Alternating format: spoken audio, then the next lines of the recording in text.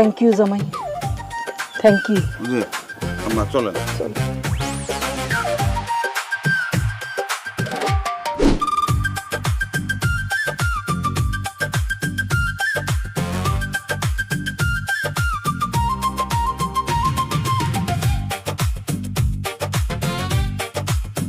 শারমিন, শারমিন,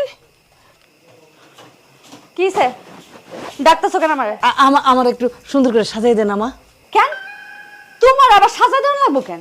ওমা, তুই জানোস না কতক্ষণ বাদেই তো আমার পাত্রপক্ষ দেখতে আসবে।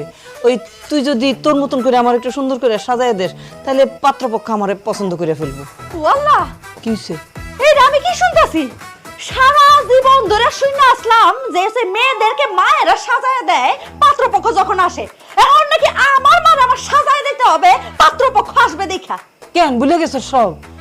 জামাই বাবাজি যখন তোর দেখতে আসছিল, আমি তোর কত সুন্দর করে সাজাই দিছি না? এখন আমার বিয়া তুই সাজাইলে সমস্যাটা কি? সমস্যা আছে, কারণ তুমি আমার মা আর তোমার বয়স হয়ে গেছে, বিয়ের বয়স না এটা তোমার।